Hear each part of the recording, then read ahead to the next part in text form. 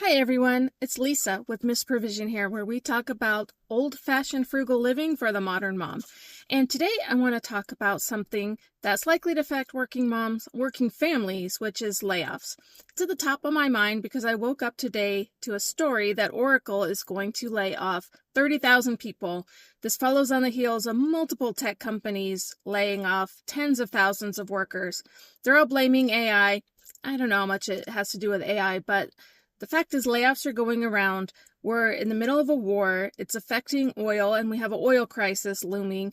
And I think that's also going to affect jobs. So anybody that works in transportation, manufacturing, travel, as well as AI hit industries like accounting, auditing, insurance, media, all of these things might be affected by layoffs. I have a lot of experience with layoffs in our family, unfortunately, because my husband is a blue-collar guy. He works in the industrial trades, and they would build facilities, and when they were done building a new facility, they would have an ROF, reduction of force.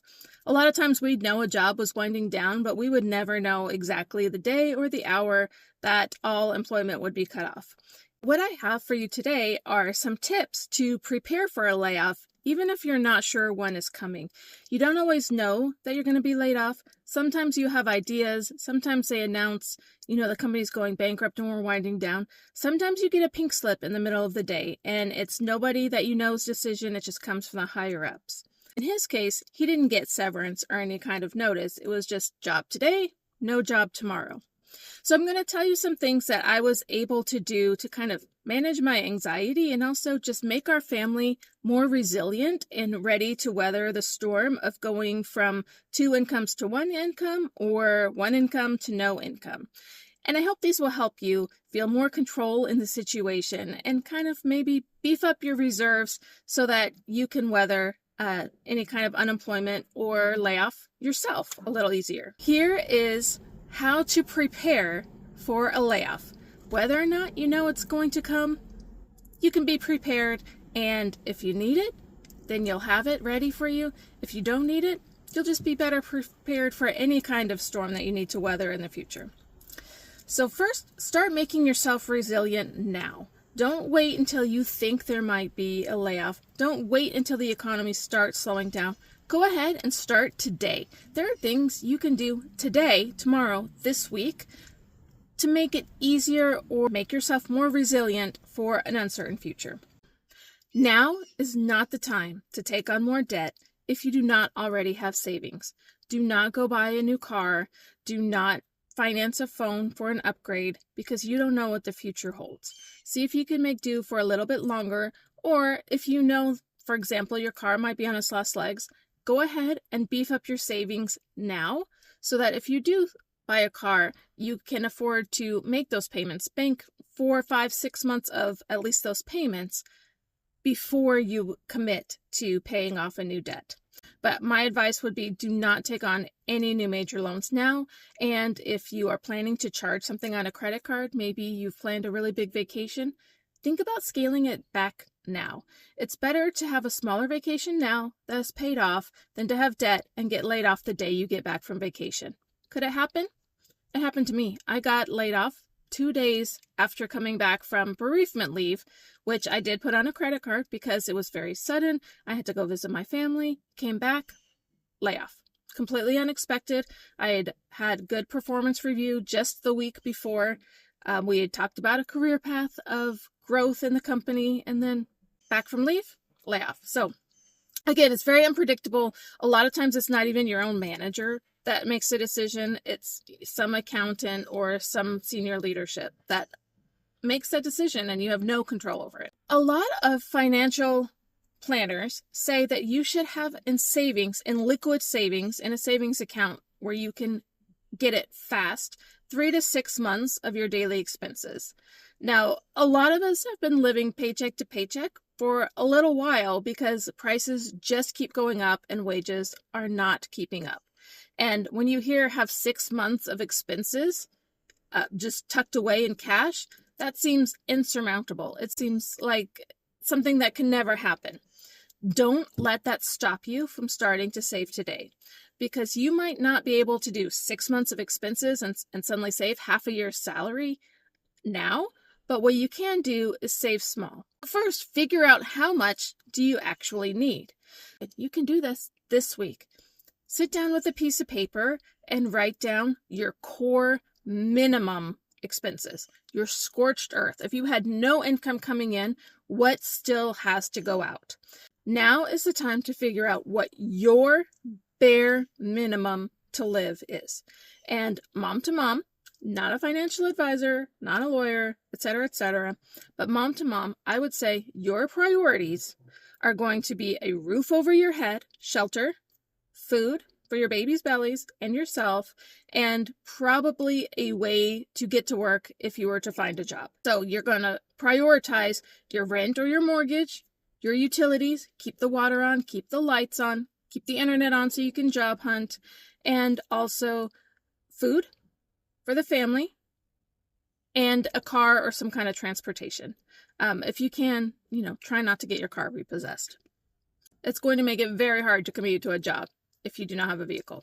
This is not the time to decide that you're going to love lentils and rice and eat it every single night, because your budget will fail.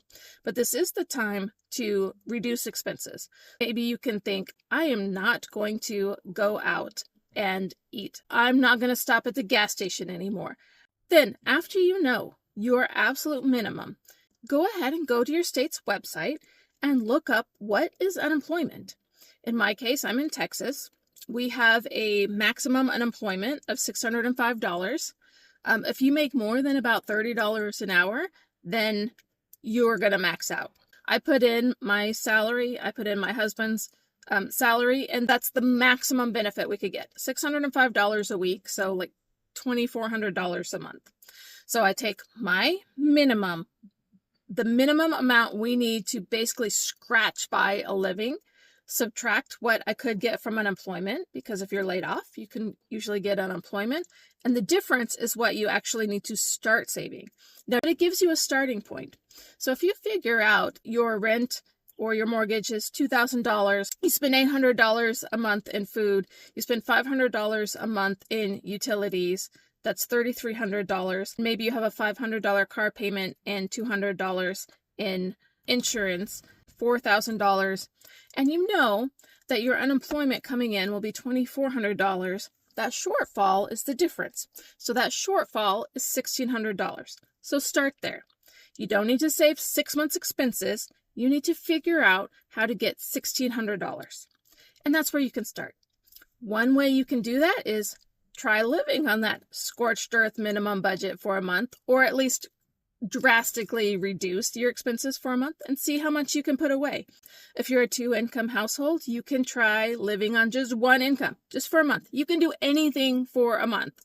Just try it. See where your holes are. See where your pain points are. See what fails.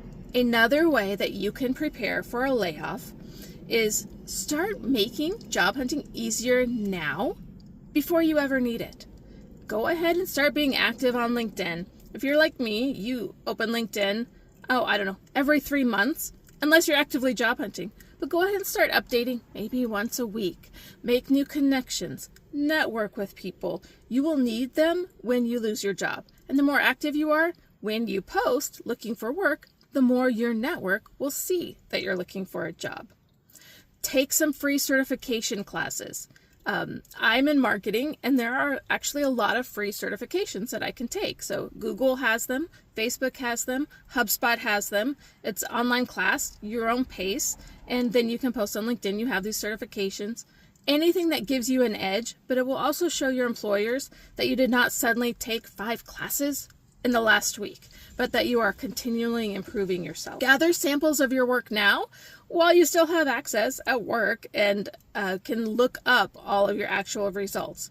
So obviously you don't want to take anything that's proprietary, but now is the time that you can calculate, in my case marketing, 50% ROI, or we saved 20% hours, or we were 13% more efficient.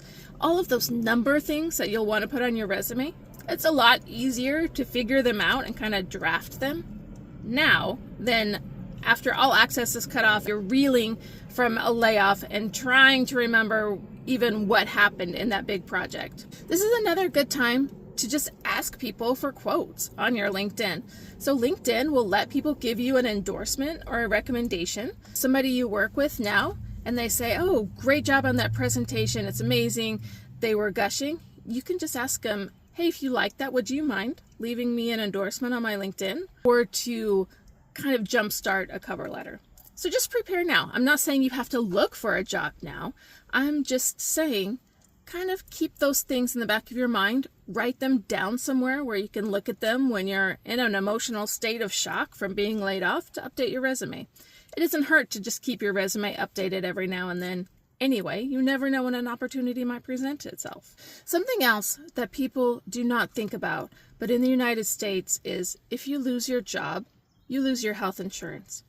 You can do things now that make that transition just a little bit easier. Be prepared to live without health insurance. What does that mean? It means, number one, use your health insurance now. Get your preventative care. Do your physical.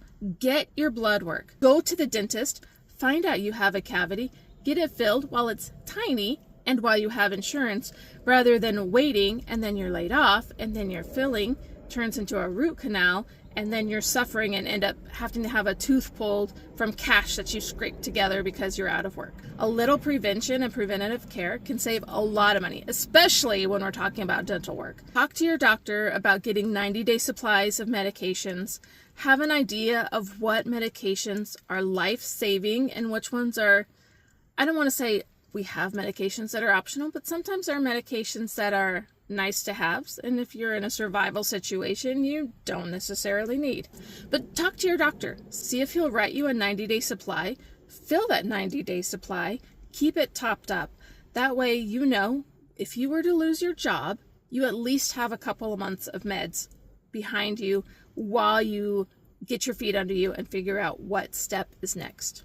I hope some of these things will help you feel a little more secure in your future, a little less anxiety. I find information and having things that you can actually do to prepare makes me feel less anxious. And so I hope these tips help you about how to prepare for a layoff. If you like this video, let me know in the comments, because I can also do how to survive a layoff, how to plan a budget during a layoff or when you have uncertain income, and even how to start a freelance business with your skills if you do have a layoff, because I've done all of those things. Like, comment, subscribe, all that good stuff. You know the drill. You've been on YouTube, and I hope to see you next time.